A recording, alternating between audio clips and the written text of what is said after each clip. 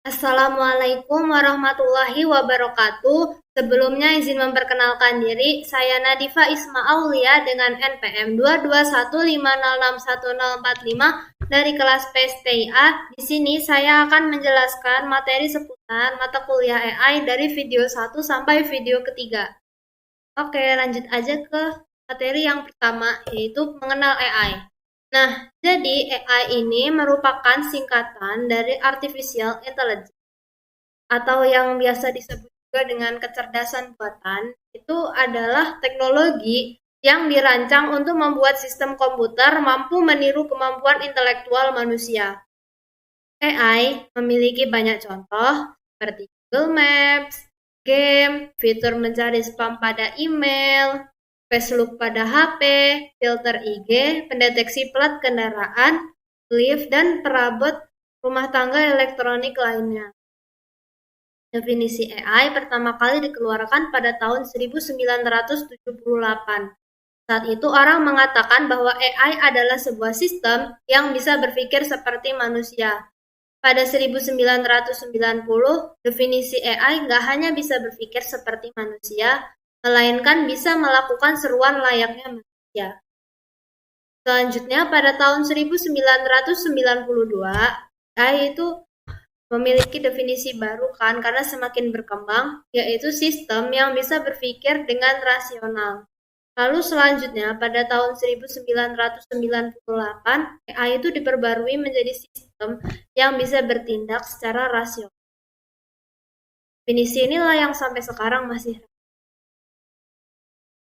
Nah, cara membuat AI ini ada 6 urutannya ya. Jadi yang pertama itu tentukan tujuan dan identifikasi masalah.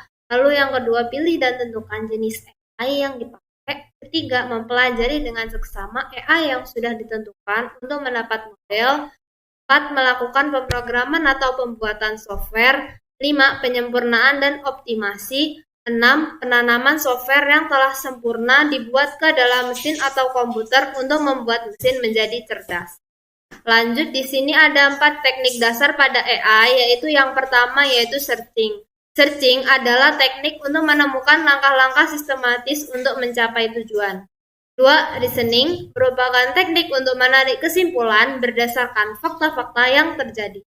Lalu yang ketiga yaitu planning, yaitu teknik untuk mendekomposisi masalah kompleks ke dalam sejumlah operasi sederhana.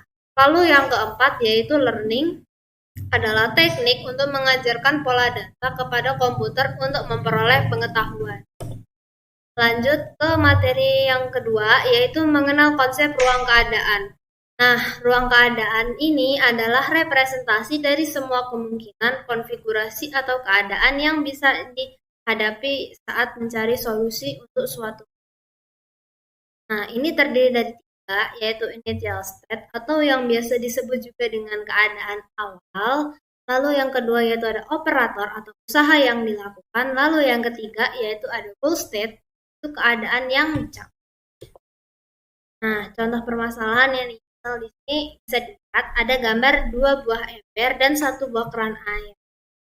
Nah, ember A ini bisa menampung air sebanyak 4 liter dan ember B bisa menampung 3 liter.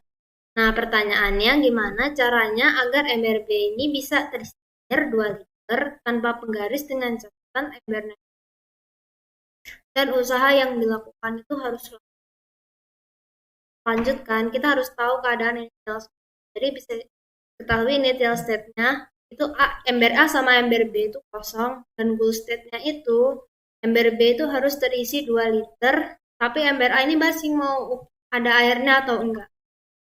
Nah, di slide selanjutnya di sini ada beberapa operator. Yang pertama yaitu isi penuh ember A, kedua isi penuh ember B, 3 pindahkan air dari A sampai B sampai B, 4 pindahkan air dari A ke B sampai A kosong, kelima pindahkan air dari B ke A sampai A penuh, 6 pindahkan air dari B ke A sampai B kosong, 7 buang semua air dari A, dan yang terakhir yaitu buang semua air dari B. Nah, berdasarkan operator yang ini, sudah kita simpulkan bahwa solusi masalahnya itu bukannya di nomor 2, operator nomor 2, lalu lanjut ke operator 6, 2, lalu operator nomor 5, operator nomor 7, dan yang terakhir yaitu kita harus memakai operator nomor. Lanjut ke materi yang ketiga yaitu blind search. Nah, perlu diketahui juga dalam algoritma searching terdapat blind search dan heuristic search. Blind search adalah tempat pencarian deterministik tanpa informasi yang mengarahkan pada tujuan.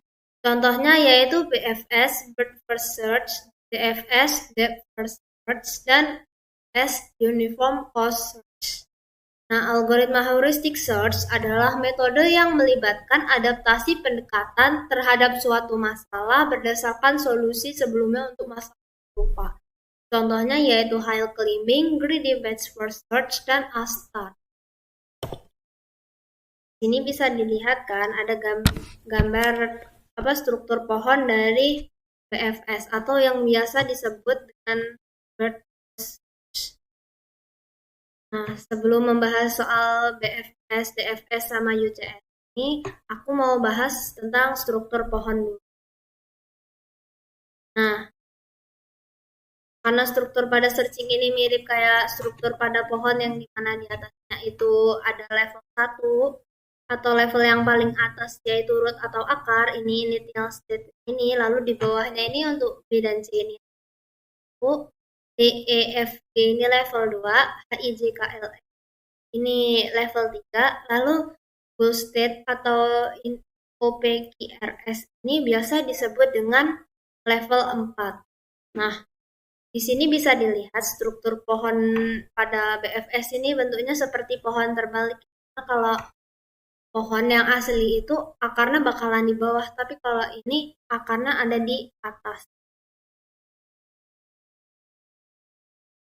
Ini juga bisa dilihat, ini contoh pengoperasian dari bird first. Itu kan pengoperasian yang dilakukan secara menyamping. Di sini juga bisa dilihat ada operator dari usaha pada yaitu geser kotak kosong ke kanan, lalu ada geser kotak kosong ke kiri, geser kotak kosong ke atas, dan geser. Di sini juga ada beberapa. Tapi kalau misalnya mau dipelajarin di sini ini pada BFS ini menggunakan algoritma Q atau ANDA. Lanjut ke materi yang selanjutnya yaitu depth search. Ini menggunakan algoritma stack. Nah, kalau DFS ini dia pakai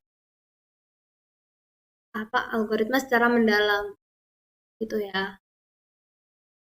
Ini bisa dilihat kan initial state-nya ini dimulai dari A dan goal state-nya ini atau tujuan akhirnya yaitu FGJN. Ini adalah sama P ini goal state-nya gitu. Nah, di sini juga bisa dilihat contoh dari dan ada pun beberapa usaha yaitu 2 geser kotak, 3 geser kotak kosong atas, dan yang keempat ya geser kotak kosong. Nah, BFS versus DFS. Jadi di sini ada kelebihan dari BFS dan kekurangan dari serta kelebihan dari DFS dan kekurangan dari DFS.